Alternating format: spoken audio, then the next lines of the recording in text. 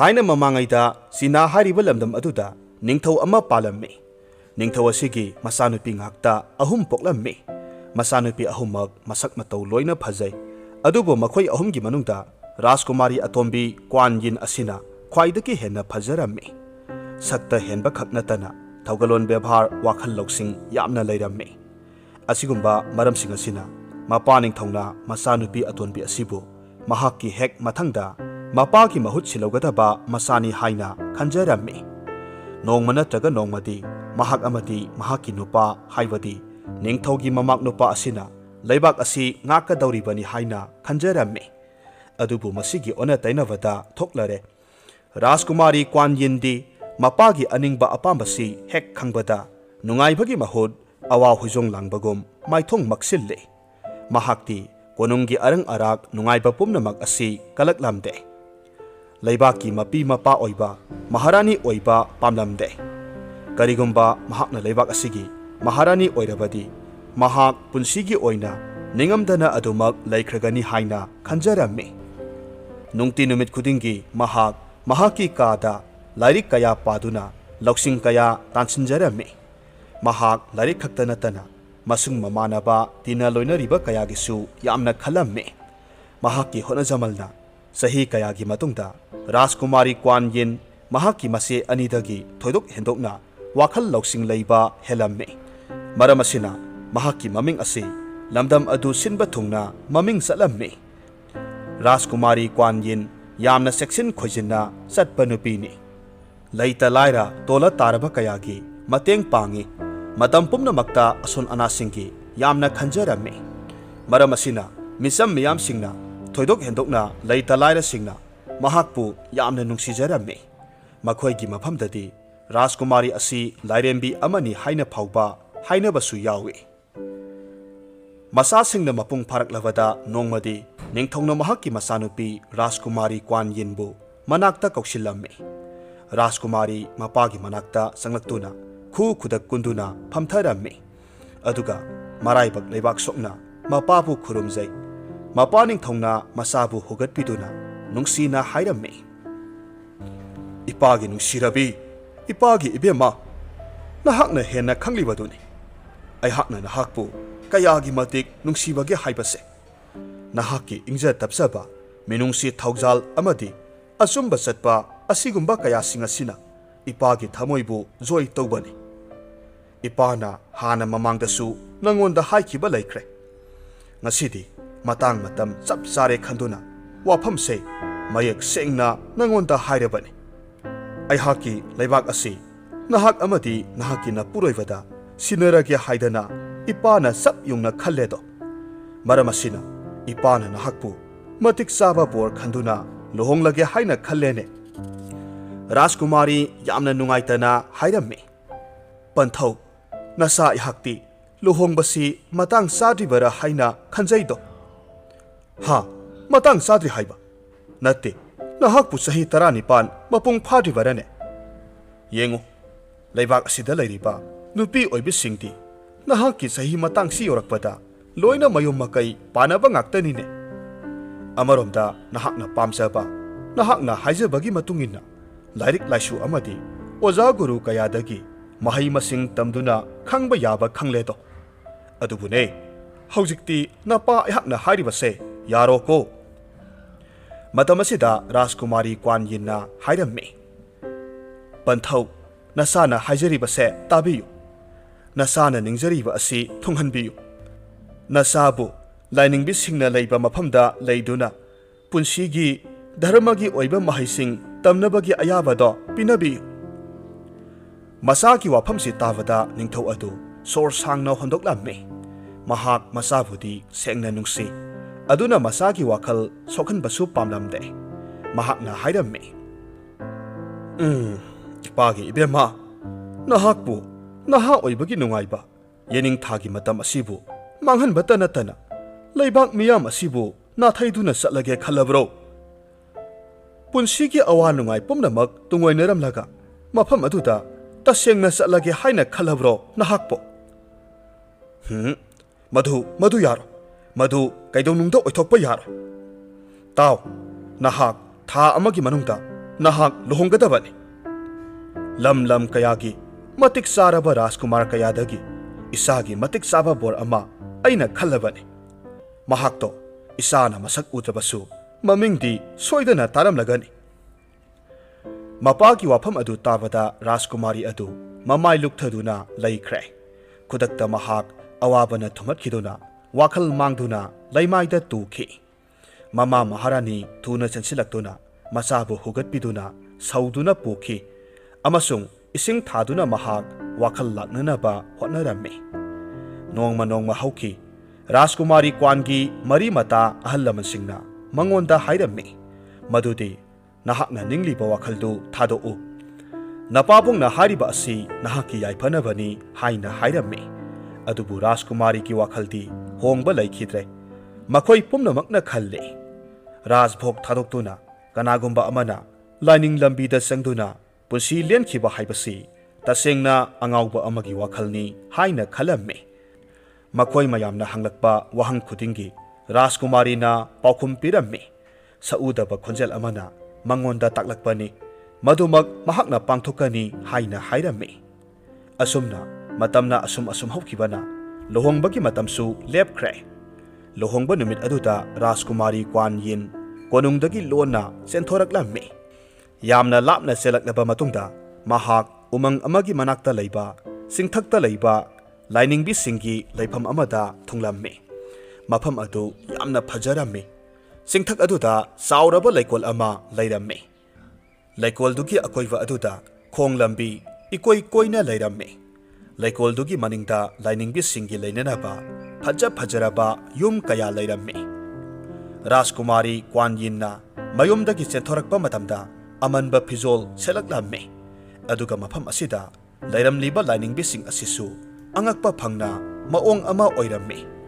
Rajkumari aduna mafam aduda amanba fizol aduga loinana thunglaba asida leiramliba makhoi mayam aduna mahakpu taram oklamde.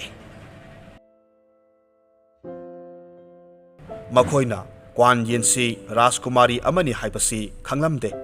Adubu Rajkumari na thamoi sokna mapi taduna mahakpu mafam asida lehenbiyu haina haijarabada mahak leibagi ayabadi pirammi.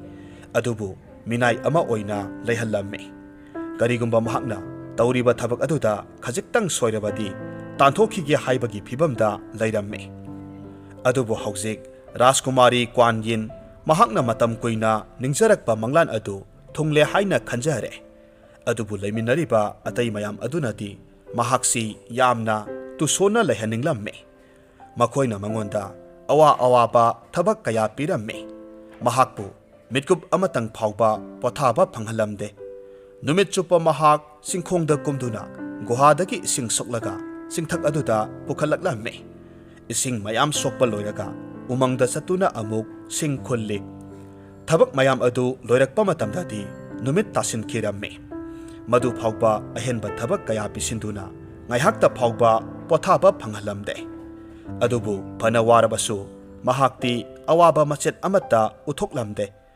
Mahakpu nungsiba ngamdraba makhoising aduna mahakpu nungsibinaba yamna kanna hotnajai. Adubu mahakna hotnajariba mayamsing asigi ona tainavada athiba wahai ngakta taramme. Nongmadi upai lejidrabi Rajkumari kwan yinna thangnaba umang amada sing khulamme. Matamasida ikhang khanghaudana kai amana khongbaki makhol taraklamme. Masa ngakthokjanaba khulai amata yaudraba mahak isorgi mafamda thaunijaduna mafam aduda adumak leptuna leiramme. Mitkup kharagi matungdadi kai adu ngangduna songsilaklamme. Adubu angakpagi matongni. Saukhraba kayaduna Rajkumari kwan yingi manakta hek yobagadi Rajkumari da ngasin thengjinduna haudongna mapuda kebagum oikhre. Mathangi numitasu Rajkumari adu umang aduda sing khunba laklamme. Adubu angakpa thauduk ama thengnare. Mafam aduda ngarang thengnakiba kaijau aduna lusinglaga sa kai kayana sing khunduna leiramle. Ten khraba matamgi manungda sing kaya marum khomba ngamle. Sing mapai adu tha manga taruk phawbadi sijinnaba yaragani. Asumna lamlakki sa phawbana kwan yingi magun asi khanglabasu mafam aduda leiriba kanamatana mahak asi kanano, mahaki aningba apamba karino, amadi mahaki afaba gun asi khanglamde. Nongmasu Kwan Yin na lengjumda asangba sei ama phairaga seidugi maton matonda patra amamam kisinduna ising sokpa laklamme. Guha tagadaba singkhong lambi adu yoksilakpa matamda lambida sauraba singlai amana mahaki lambi thatlamme. Singlai adugi maya amadi manatondagi mai brang brang kamthoklamme. Singlai hairiba sa asi sainadadi asengba laigi sayolni haina khanaba sa amani. Kwan Yin singlai adu ubada thoidokna akiba phauramde. Maramdi mahak kanagi sumafamda asoiba aranba amatta tauramde. Maramasina kanagumba sakai amatana mahaki mangnanaba soknanaba taurakloi haibasi mahaki thajabani. Singlai aduna mangonda munna yenglamme. Aduga yamna thuna mahaki manakta sangsilaktuna mahaki lengjumda lumna puriba sing patra adu mahaki masil aduna siktuna laukre. Aduga Rajkumari gi mitmang magtada singlai adu mangthokre. Angakpa amadi akibaga loinena Kwan Yin yamna thuna makhoigi leifam singthakta chenkhalaklamme. Matam asida Kwan Yin ngakpana kham thengkhre. Saukhraba leikol adugi mayaida yamna phajaraba asauba nungna saba yum ama leiramle. Nunggi yum adugi mathakta singlai adu tongduna leiramme. Kwan Yin bu hek uba maktada singlai adu paiduna satkre. Rajkumari Kwan Yin angakpaga loinena nunggi yum adugi manakta sangsille. Yum adugi manungda sangsinba matamda manungda thong mari palamme. Nongsup thangbada paliba thong adugi mathakta nung amada wahi khara iramme. Rajkumari Kwan Yin bu ikai khumnaba phongdokpa oina haina tharamme. Thong adu lansinduna sanglupa matamdadi manungda phajaraba guha ama leiramle. Guha adugi isingdu yamna luba amasung senglaba ising oiramme. Laiminariba laining binupi ataising aduna khangle.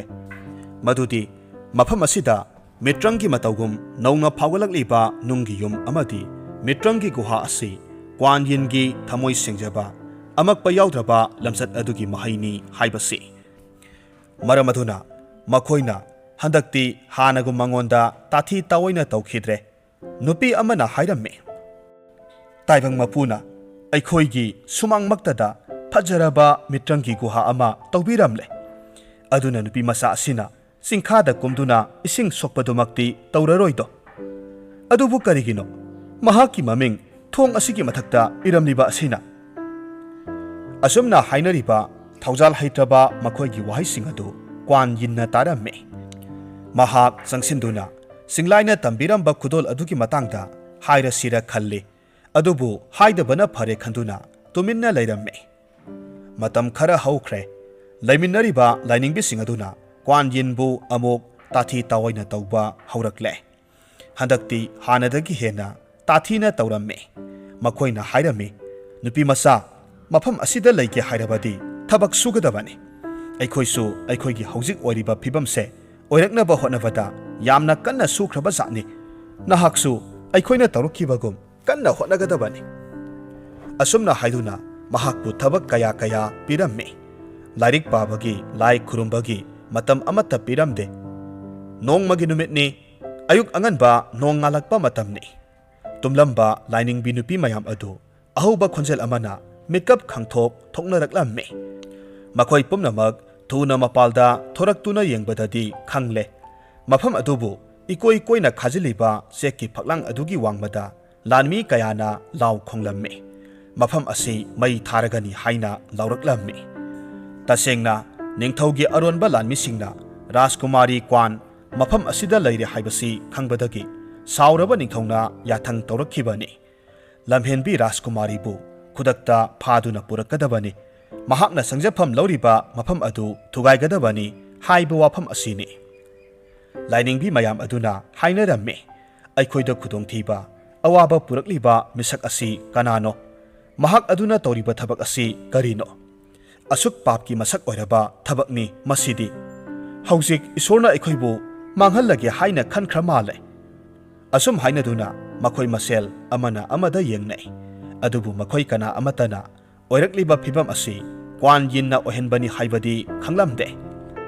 Mapalomdasu kanna law khongba tawrakhi. Lairiba nupi mayam adu pakhatpa hengalaklammi. Makhoi gi senglaba mafam asi mai thagadawri haiduna makhoi khara pakhatnaduna pangsienda senai. Mafam asida mai saklaba maibul asauba mathang langsilaklammi. Maikhuna mafam adu pungmam mamsinkre. Asigumba phibam asida Rajkumari Kwan khangduna leiba ngamsilaktre. Mahakna nupi mayam aduda haijaraklammi. Kudongthiba asigi horakphamdi aihaknani haina hairammi. Mayam pumnamak amana amada yengnai aduga Rajkumari da amuk yenglaklammi. Lainingbi ahal amana hairaklammi. Kari haiba nahaknani haiba. Hoi mani aihak ningthogi masa ningol atonbini. Ipa ningthongna aihakpu dharmagi oiba asengba lambi asida changkhiba pamde. Aduna aihak yomdagi lona senthorakhibani. Haujikti sauraba ipa ningthongna mafam asibu mai thaduna manghannaba hotnarakle. Aibusu soidana pharaga pukhragani. Matang asida lining ahal nupi aduna amuk hairakki. Kari haiba. He nupi masa. Nahakna asigumba kudongthiba asi senglaba mafam asida purakpa. Haujikti yom kai pumnamak tangoi oina tumlagani. Masi nahak karigi khangde. Masira nahakpu aikoina sangjafam pirubagi mahai. Nahakna aikoi pumnamakpu laikha tahalle. Haujikti nahakpu sargadagi isorna soidana sap tawraklagani. Ainasu nahakpu soidana sap songani. Nate adumna haibigano. Asomna haiduna lining ahal adugi masildagi akiba phangnaba wahaising adu thoraktanaba hotnajaramme. Adubu lining ahal nupi adudi ngang basay baleplamde. Matamasida Kwan Yin na hairaklamme. Ay hakti masida iral karisu lejade. Adubu yengbiyu taibang mapuna sanbidabra haibado. Asumna haiduna mahak laibakta maraibag thengduna taibang mapubu khurumduna mafam asibu kanbiyu haina thaunijaramme. Mafam aduda lairiba potchai yum kai ayamba maina grang sakpa haurakle. Asigumba phibam asida makhoi mayam adudi masa masagi potchai yumsinaduna magi thawai hingjanaba senba haunaraklamme. Lehoriba haibabu Rajkumari mathanta mafam aduda leihauramme. Ngaihakki matungda ikhang khanghaudana thangnaba umangdudagi mafam adu tamna malya nungsit namiba humjilakhi. Mafam aduda amuba laisil mapai ama khudak aduda pasilaklamme. Aduga khudakta nong haitharaklamme. Saklamba maising adu mitkup kharagi matungda mutkre. Matamasida senaramba lining bising adu yamna ngaklamme. Amasung Kwan Yinbu thagatlamme. Matamaduda lanmi ani ahum sangsilakduna Rajkumari Kwan Yinbu hanglaramme. Lakliba lanmi singadu mapaning thongna mahakbu phaba tharakpani khanglabada Kwan Yin lanmi singki mamangda thoraklamme. Khudakta mahak lanmi singna phaduna konungda puki. Mathangi numitki ayukni Rajkumari atombidu mapaning thogi mamangda puraklamme. Ningthongna masanupida nungaitaba amadi asaubagi sakphamda yenglamme. Matamasida mapalomdagi nungsiraba jantragi makhol tarakki. Tasengna mapalda achauba chak isingi thorum amasu silamme. Atithi kayana nok khebagi makhol taramme. Tauriba mayam asidagi wakhal loksing lairabi Rajkumari Kwan Yinna khangle. Madudi sili langliba mayam asi mahakidamak sinbani. Mapana mahakpu ngakpiduna handak Raj Singasan asi mangonda sinaragani haibasi khanglamme. Matang asida mapaning thongna amuk haidamme. Ipagi ibema nahakna luhongba numitta konung thadoktuna senkhibata natana napa aibusu miya mamangda ikaiba piramledo. Masigi hairurabadi nahakbu sibagi serak pibasu yarabani. Adum oinamak nahakna mamangda tawkhiba phidam ningai oiraba thabaksing aduna aina nangonda handaksu amukka hanna hairi. Nahak luhongba asi nasana yana pangthokadabani.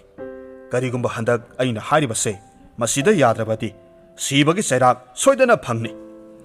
Adubu madu pumnamakto ꯑꯩꯅꯁꯨ ꯊꯣꯛꯍꯟꯅꯤꯡꯗꯦ ꯅꯍꯥꯛꯀꯤ ꯍꯥꯏꯕꯕꯨ ꯏꯄꯥꯅ ꯈꯜꯂꯕ ꯔꯥꯖꯀꯨꯃꯥꯔ ꯑꯗꯨꯒ ꯅꯍꯥꯛꯀ ꯂꯨꯍꯣꯡꯕ ꯑꯁꯦ ꯃꯁꯤ ꯈꯛꯇꯃꯛ ꯌꯥꯔꯣ ꯔꯥꯖꯀꯨꯃꯥꯔꯤꯅ ꯍꯥꯏꯔꯝꯃꯤ ꯄꯟꯊꯧ ꯋꯥꯐꯝ ꯑꯁꯤꯒꯤ ꯃꯇꯥꯡꯗ ꯅꯆꯥ ꯑꯩꯕꯨ ꯀꯔꯝꯕ ꯃꯇꯝ ꯐꯥꯎꯕ ꯈꯟꯊꯅꯕꯒꯤ ꯇꯟꯖꯥ ꯄꯤꯕꯤꯒꯗꯧꯔꯤꯕꯅꯣ ꯉꯁꯤꯃꯛ ꯍꯧꯖꯤꯛꯃꯛ ꯃꯤꯠꯀꯨꯞ ꯑꯁꯤꯃꯛꯇꯗ ꯂꯦꯞꯀꯗꯕꯅꯤ ꯏꯄꯥꯒꯤ ꯏꯕꯦꯝꯃ ꯅꯍꯥꯛꯄꯨ ꯁꯤꯕ ꯑꯃꯁꯨꯡ ꯂꯩꯕꯥꯛꯀꯤ ꯊꯧꯗꯥ ꯑꯅꯤꯁꯤꯒꯤ ꯃꯔꯛꯇ ꯂꯩꯔꯒꯦ ꯍꯥꯏꯕ꯭ꯔꯣ ꯍꯥꯏꯌꯨ ꯅꯍꯥꯛ ꯅꯄꯥ ꯑꯩꯕꯨ ꯅꯨꯡꯁꯤꯗ꯭ꯔꯕꯔꯣ ꯑꯩꯅ ꯍꯥꯏꯔꯤꯕꯁꯤ ꯌꯥꯔꯣꯅꯦ ꯃꯇꯝ ꯑꯁꯤꯗ ꯔꯥꯖꯀꯨꯃꯥꯔꯤꯅ ꯃꯄꯥꯒꯤ ꯃꯈꯣꯡ ꯁꯣꯛꯅ ꯈꯨꯔꯨꯝꯖꯔꯝꯃꯤ ꯑꯗꯨꯒ ꯊꯃꯣꯏ ꯁꯣꯛꯅ ꯍꯥꯏꯔꯝꯃꯤ ꯄꯟꯊꯧ ꯑꯄꯣꯛꯄ ꯅꯆꯥꯒꯤ ꯋꯥꯐꯝꯁꯤ ꯅꯆꯥꯅ ꯄꯟꯊꯧꯕꯨ ꯅꯨꯡꯁꯤꯗꯦ ꯍꯥꯏꯕꯒꯤ ꯋꯥꯐꯝꯗꯤ ꯅꯆꯗꯦ ꯑꯩꯅ ꯄꯨꯟꯁꯤꯗ ꯍꯣꯠꯅꯈꯤꯕ ꯇꯧꯖꯈꯤꯕ ꯄꯨꯝꯅꯃꯛ ꯄꯟꯊꯧꯕꯨ ꯊꯃꯣꯏ ꯀꯥꯏꯍꯟꯅꯕ ꯇꯧꯖꯈꯤꯕ ꯅꯆꯗꯦ ꯄꯟꯊꯧꯅ ꯍꯥꯏꯔꯤꯕ ꯑꯗꯨ ꯅꯆꯥꯅ ꯌꯥꯔꯕꯗꯤ ꯄꯟꯊꯧ ꯅꯨꯡꯉꯥꯏꯔꯒꯗ꯭ꯔꯥ ꯑꯗꯨꯕꯨ ꯄꯟꯊꯧ ꯇꯥꯏꯕꯪ ꯃꯄꯨ ꯃꯍꯥꯛꯅ ꯅꯆꯥ ꯑꯩꯒꯤ ꯏꯐꯝꯗ ꯁꯛꯎꯗꯕ ꯈꯣꯟꯖꯦꯜ ꯑꯣꯏꯅ ꯇꯥꯍꯟꯗꯨꯅ ꯅꯆꯥ ꯑꯩꯍꯥꯛꯄꯨ ꯌꯨꯝ ꯄꯥꯟꯕꯒꯤ ꯂꯝ ꯑꯁꯤꯗ ꯈꯣꯡꯗꯥꯗꯅꯕ ꯍꯥꯏꯕꯤꯔꯦꯗꯣ ꯃꯁꯤ ꯑꯩꯅ ꯏꯟꯐꯝ ꯊꯣꯛꯇꯕ꯭ꯔꯥꯅꯦ ꯑꯩꯍꯥꯛꯀꯤ ꯄꯨꯟꯁꯤ ꯑꯁꯤ ꯀꯠꯊꯣꯛꯂꯒꯦ ꯍꯥꯏꯅ ꯈꯜꯂꯦ ꯃꯆꯥꯒꯤ ꯑꯁꯤꯒꯨꯝꯕ ꯄꯥꯎꯈꯨꯝ ꯑꯁꯤ ꯇꯥꯕꯗ ꯍꯟꯗꯛꯇꯤ ꯅꯤꯡꯊꯧ ꯑꯁꯤ ꯈꯥꯡꯕ ꯉꯝꯗ꯭ꯔꯦ ꯌꯥꯝꯅ ꯁꯥꯎꯅ ꯍꯥꯏꯔꯝꯃꯤ ꯀꯅꯥ ꯀꯅꯥ ꯂꯩ ꯂꯝꯀꯦꯠꯄꯤ ꯅꯨꯄꯤ ꯑꯁꯤ ꯌꯥꯝꯅ ꯊꯨꯅ ꯄꯨꯊꯣꯛꯈ꯭ꯔꯣ ꯃꯍꯥꯛ ꯅꯤꯡꯊꯧ ꯑꯩꯕꯨ ꯏꯀꯥꯏꯕ ꯄꯤꯕꯒꯤꯗꯃꯛ ꯁꯤꯕꯒꯤ ꯆꯩꯔꯥꯛ ꯄꯤꯒꯗꯕꯅꯤ ꯍꯥꯏꯔꯤꯕ ꯅꯨꯃꯤꯠ ꯑꯗꯨꯒꯤ ꯅꯨꯃꯤꯗꯥꯡ ꯑꯗꯨꯗ ꯔꯥꯖꯀꯨꯃꯥꯔꯤ ꯀ꯭ꯋꯥꯟꯕꯨ ꯌꯥꯝꯅ ꯁꯥꯊꯤꯅ ꯑꯣꯠ ꯅꯩꯗꯨꯅ ꯍꯥꯠꯂꯝꯃꯤ ꯔꯥꯖꯀꯨꯃꯥꯔꯤꯒꯤ ꯊꯋꯥꯏ ꯑꯗꯨ ꯑꯀꯤꯕ ꯍꯪꯒꯣꯏꯕ ꯇꯨꯀꯠꯆꯕꯅ ꯊꯜꯂꯕ ꯅꯣꯔꯣꯛꯀꯤ ꯂꯝꯗꯝ ꯑꯗꯨꯗ ꯂꯥꯛꯂꯝꯃꯤ ꯃꯍꯥꯛꯅ ꯃꯐꯝ ꯑꯗꯨꯗ ꯂꯥꯛꯄ ꯃꯇꯝꯗ ꯃꯍꯥꯛꯀꯤ ꯂꯝꯕꯤꯒꯤ ꯅꯥꯛ ꯌꯦꯠꯇ ꯊꯔꯣ ꯀꯌꯥꯅ ꯃꯤꯇ꯭ꯔꯪꯒꯨꯝ ꯁꯥꯠꯂꯛꯈꯤ ꯃꯅꯝ ꯅꯨꯡꯁꯤꯔꯕ ꯃꯈꯜ ꯃꯈꯥ ꯀꯌꯥꯒꯤ ꯍꯩꯔꯥꯡ ꯂꯩꯔꯥꯡ ꯀꯌꯥ ꯈꯨꯗꯛꯇ ꯍꯧꯒꯠꯂꯛꯇꯨꯅ ꯁꯠꯀꯥꯏꯔꯛꯈꯤ ꯃꯐꯝ ꯑꯗꯨ ꯅꯨꯡꯁꯤꯔꯕ ꯍꯩꯅꯝ ꯂꯩꯅꯝꯇꯅ ꯊꯟꯈ꯭ꯔꯦ ꯑꯁꯤꯒꯨꯝꯕ ꯐꯤꯚꯝ ꯑꯁꯤꯗ ꯅꯣꯔꯣꯛꯀꯤ ꯅꯤꯡꯊꯧ ꯖꯣꯝꯔꯥꯖ ꯊꯣꯛꯂꯛꯇꯨꯅ ꯑꯉꯛꯄ ꯑꯗꯨ ꯌꯦꯡꯂꯝꯃꯤ ꯃꯍꯥꯛꯅ ꯃꯁꯛ ꯃꯇꯧ ꯆꯪꯈꯣꯠꯂꯕꯤ ꯅꯨꯄꯤ ꯑꯃꯒꯤ ꯊꯋꯥꯏꯅ ꯂꯥꯛꯄꯗꯨ ꯎꯔꯦ ꯅꯨꯄꯤ ꯑꯗꯨ ꯍꯦꯛ ꯎꯕꯃꯛꯇꯗ ꯃꯍꯥꯛꯅ ꯈꯪꯂꯦ ꯅꯨꯄꯤ ꯑꯁꯤꯗꯤ ꯁꯦꯡꯂꯕ ꯊꯋꯥꯏꯅꯤ ꯃꯍꯥꯛꯇꯤ ꯃꯐꯝ ꯑꯁꯤꯗ ꯂꯩꯒꯗꯕ ꯅꯠꯇꯦ ꯁꯔꯒꯗ ꯂꯩꯒꯗꯕꯅꯤ ꯃꯔꯝ ꯑꯗꯨꯅ ꯃꯍꯥꯛꯅ ꯁꯣꯟꯖꯔꯝꯃꯤ ꯑꯣ ꯁꯦꯡꯂꯕ ꯊꯋꯥꯏ ꯃꯤꯅꯨꯡꯁꯤ ꯊꯧꯖꯥꯜꯒꯤ ꯍꯧꯔꯛꯐꯝ ꯑꯣꯏꯔꯤꯕꯤ ꯑꯁꯨꯝꯅ ꯁꯣꯜꯂꯒ ꯑꯃꯨꯛ ꯃꯈꯥ ꯇꯥꯔꯛꯈꯤ ꯍꯦ ꯁꯦꯡꯂꯕ ꯊꯋꯥꯏ ꯅꯍꯥꯛꯇꯤ ꯃꯐꯝ ꯑꯁꯤꯗ ꯂꯩꯒꯗꯕ ꯅꯠꯇꯦ ꯑꯀꯤꯕ ꯐꯪꯂꯕ ꯃꯐꯝ ꯑꯁꯤ ꯊꯥꯗꯣꯛꯇꯨꯅ ꯁꯔꯒꯗ ꯂꯦꯡꯕꯤꯌꯨ ꯃꯐꯝ ꯑꯁꯤꯗꯤ ꯃꯔꯥꯜ ꯂꯩꯔꯕꯁꯤꯡꯒꯤ ꯑꯋꯥ ꯆꯩꯅꯥ ꯈꯪꯐꯝꯅꯤ ꯅꯍꯥꯛꯇꯤ ꯑꯊꯣꯏꯕꯤꯅꯤꯗꯣ ꯃꯁꯤꯒꯤ ꯃꯇꯨꯡꯗ ꯀ꯭ꯋꯥꯟ ꯌꯤꯟ ꯁꯔꯒꯗ ꯑꯃꯨꯛ ꯂꯩꯈꯤꯔꯝꯃꯤ ꯃꯍꯥꯛꯅ ꯇꯧꯖꯔꯨꯕ ꯑꯐꯕ ꯊꯕꯛ ꯑꯃꯗꯤ ꯇꯣꯜꯂ ꯇꯥꯔꯕ ꯀꯌꯥꯕꯨ ꯅꯨꯡꯁꯤꯕꯤꯕ ꯑꯃꯗꯤ ꯃꯍꯥꯛꯀꯤ ꯀꯠꯊꯣꯛꯄ ꯉꯝꯕ ꯒꯨꯟ ꯑꯗꯨꯗ ꯃꯃꯩꯊꯪꯗ ꯃꯍꯥꯛ ꯑꯁꯤ ꯊꯧꯖꯥꯜꯒꯤ ꯂꯥꯏꯔꯦꯝꯕꯤ ꯑꯣꯟꯈꯤꯔꯝꯃꯤ ꯃꯁꯤꯒꯤ ꯃꯇꯨꯡꯗ ꯂꯥꯏꯔꯕ ꯂꯤꯁꯤꯡ ꯂꯤꯁꯤꯡ ꯀꯌꯥꯅ ꯊꯧꯖꯥꯜꯒꯤ ꯂꯥꯏꯔꯦꯝꯕꯤ ꯀ꯭ꯋꯥꯟꯕꯨ ꯆꯍꯤ ꯈꯨꯗꯤꯡ ꯊꯧꯅꯤꯖꯔꯝꯃꯤ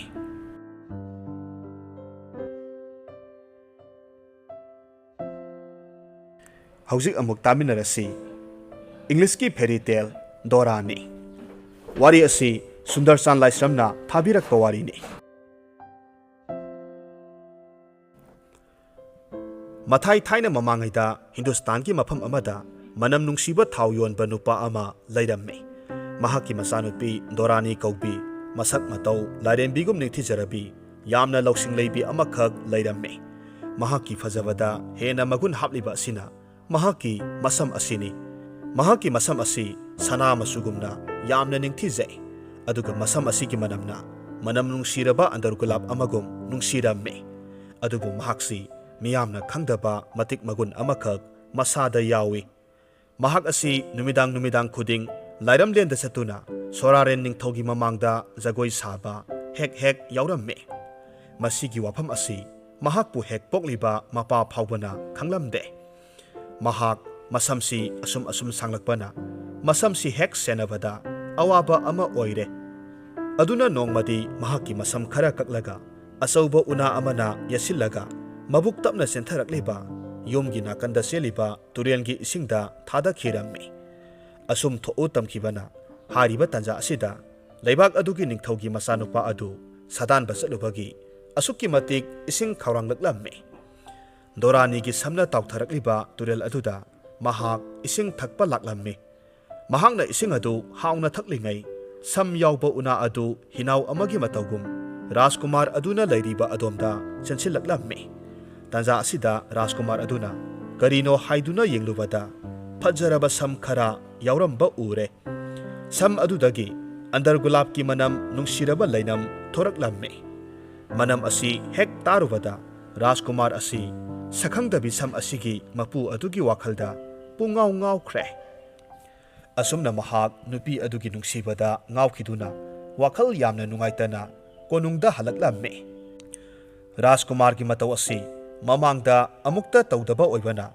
mapaning thongna kari tawrabano haina angakpa phaurammi aduga tapna sangsilaktuna ningthongna masanupada hangi ipagi ibungo nahakpu kari tawrabage isada kanana laksaba yawrabage karigi isana aduk nungsuk nungjanaribano hayo ipada hayo wafam se tavada Rajkumar wa ngangdana yamna tapna tureldagi purakpa samkhara adu puthoraklammi aduga yamna tapna hairammi yengbiyu ipa ibungo asuk ningthijaraba sam asi mamangda ubikhrabara aina sakhangdabi nupi asigi nungsibada ngawre mahakpu aigi oiba phangdrabadi aihak sada thaktabana soidana siragani wafam asida ningthongna masagi mataw asi yararoi khangladuna mahakki leibak aduda manai masal kayamarum thaduna sanagum langna phajabi masam panbi manam yamna nungsibi sam panbi nupi adubu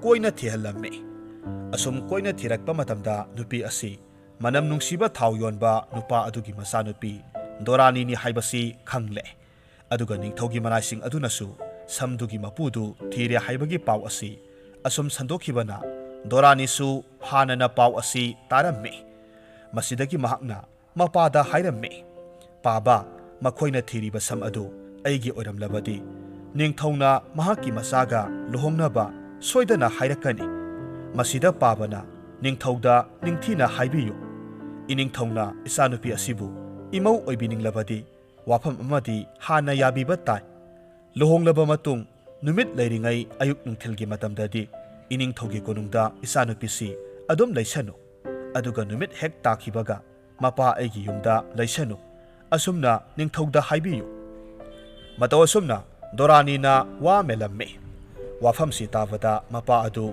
angakpa phaurammi adubu mahak wadi amata hairamde mapadagi dorani na hena singi haibasi mapasu khangi aduna mahakna aningba ama leiramgani khanduna mahakna wafam aduda yarammi haibaga tawbaga sam adu dorani gi oiramduna ningthongna mapa adubu konungda kaurammi aduga hairammi nupa ai pumnamak khangle nangi nasa dorani du aigi imau oijarage aigi isa nupa se nupi masadugi wakhalda sagani thakani haiba pungkaw kawkhre aduna nasa nupi do isa nupada lohongbirage wafam si tavada dorani gi mapana leibakta kok nona ikai khumnaba ullamme aduga hairammi ining thongna takpiriba pumnamak nanai aikhoigidi laibak phabani adubu wafam amadi hana yabiba taido ningthongna hairammi kari wafamno hayu tasi dorani gi mapana khummi iningthau sumdawani numitna leiringai matam aigi isa dorani si konung asida adum leisanu aduga numit hek takhibaga aigi yumda leihanjage wafam asida ningthau adu ngaihak khalammi adubu masatabu hinglabadi haiduna wafam aduda ayaba pirammi asumna makhoi yanaraduna dorani ga Rajkumari ga yamna sauna leibak miyam mamangda lohonglammi masida Rajkumar adu asukki matik wakhal nungaijarammi numit khuding dorani bu yengjaba phanglagani haina khanjarammi adubu dorani di haina khibagi matungina numit hek tasilakpaga mapagi mayumda adumak satki aduga nong hek nganbaga amuk konungda halaklammi konungda leiba matamdasu mahak wakhal yamna nungaitana adumak leirammi mahaki mapuroiba Rajkumar aduda mahak wa amata phauba hairamde Rajkumar asisu dorani bu nungsibana mahak kari amata dorani da ayatpa piramde ꯑꯗꯨꯕꯨ ꯃꯍꯥꯛ ꯋꯥꯈꯜꯗꯤ ꯑꯁꯨꯛꯀꯤ ꯃꯇꯤꯛ ꯅꯨꯡꯉꯥꯏꯖꯔꯝꯗꯦ꯫ ꯅꯣꯡꯃꯒꯤ ꯅꯨꯃꯤꯗꯥꯡꯅꯤ꯫ ꯗꯣꯔꯥꯅꯤꯅ ꯃꯌꯨꯝꯗ ꯍꯦꯛ ꯆꯠꯈꯤꯕꯒ ꯔꯥꯖꯀꯨꯃꯥꯔ ꯑꯗꯨ ꯋꯥꯈꯜ ꯌꯥꯝꯅ ꯅꯨꯡꯉꯥꯏꯇꯅ ꯂꯩꯀꯣꯜꯂꯣꯝꯗ ꯊꯣꯔꯛꯂꯝꯃꯤ꯫ ꯃꯇꯧ ꯑꯁꯤ ꯂꯩꯀꯣꯜ ꯑꯗꯨꯕꯨ ꯁꯦꯡꯂꯤꯕ ꯌꯥꯝꯅ ꯑꯍꯜ ꯑꯣꯏꯔꯕ ꯅꯨꯄꯥ ꯑꯗꯨꯅ ꯎꯔꯝꯃꯤ꯫ ꯃꯍꯥꯛꯀꯤ ꯃꯇꯧ ꯑꯗꯨ ꯎꯕꯗ ꯑꯍꯜ ꯑꯗꯨ ꯌꯥꯝꯅ ꯅꯨꯡꯉꯥꯏꯇꯅ ꯔꯥꯖꯀꯨꯃꯥꯔꯗ ꯃꯀꯣꯛ ꯅꯣꯟꯅ ꯍꯪꯖꯔꯛꯂꯝꯃꯤ꯫ ꯏꯆꯥꯒꯨꯝꯂꯕ, ꯀꯔꯤꯒꯤ ꯅꯍꯥꯛꯅ ꯑꯋꯥꯕ ꯃꯥꯏꯊꯣꯡ ꯄꯨꯔꯤꯕꯗꯤ ꯀꯔꯤꯒꯤꯅꯣ? ꯀꯔꯤ ꯅꯨꯡꯉꯥꯏꯇꯕ ꯊꯧꯗꯣꯛ ꯊꯣꯛꯂꯕꯒꯦ?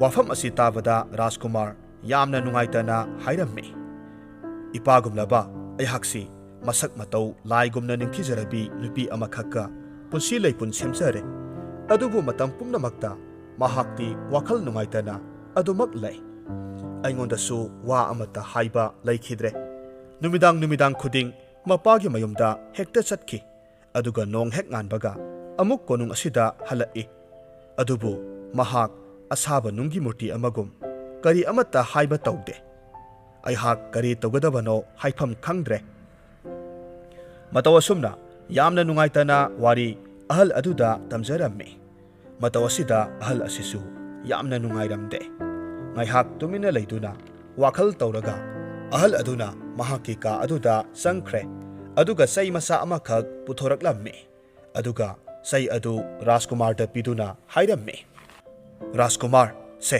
ꯆꯩ ꯑꯁꯤ ꯄꯥꯏꯁꯤꯜꯂꯨ꯫ ꯆꯩ ꯑꯁꯤ ꯑꯆꯝꯕ ꯆꯩ ꯅꯠꯇꯦ꯫ ꯍꯌꯦꯡ ꯅꯨꯃꯤꯗꯥꯡ ꯅꯍꯥꯛꯀꯤ ꯅꯨꯄꯤꯅ ꯃꯌꯨꯝꯗ ꯍꯦꯛ ꯍꯟꯈꯤꯕ ꯃꯇꯝ ꯑꯗꯨꯗ ꯅꯍꯥꯛꯅ ꯆꯩ ꯑꯁꯦ ꯅꯍꯥꯛꯀꯤ ꯍꯛꯆꯥꯡ ꯃꯅꯨꯡꯗ ꯌꯦꯞꯁꯤꯟꯗꯨꯅ ꯊꯝꯃꯨ꯫ ꯃꯗꯨꯗꯒꯤꯗꯤ ꯅꯍꯥꯛꯀꯤ ꯅꯁꯥ ꯑꯗꯨ ꯃꯤꯅ ꯎꯕ ꯉꯝꯂꯔꯣꯏ꯫ ꯆꯩ ꯑꯁꯤ ꯂꯧꯊꯣꯛꯄ ꯃꯇꯝꯗ ꯅꯍꯥꯛ ꯍꯥꯟꯅꯒꯨꯝꯅ ꯑꯃꯨꯛ ꯃꯤꯌꯥꯝꯅ ꯎꯗꯧꯔꯤꯕꯅꯤ꯫ ꯑꯁꯨꯝꯅ ꯅꯍꯥꯛꯀꯤ ꯅꯨꯄꯤꯅ ꯀꯔꯤ ꯇꯧꯔꯤꯕꯅꯣ ꯍꯥꯏꯕꯗꯣ ꯌꯦꯡꯂꯣ꯫ ꯃꯁꯤꯅꯤ ꯑꯩꯅ ꯅꯉꯣꯟꯗ ꯇꯧꯕ ꯉꯝꯕ ꯃꯇꯦꯡ ꯍꯥꯏꯕꯕꯨ꯫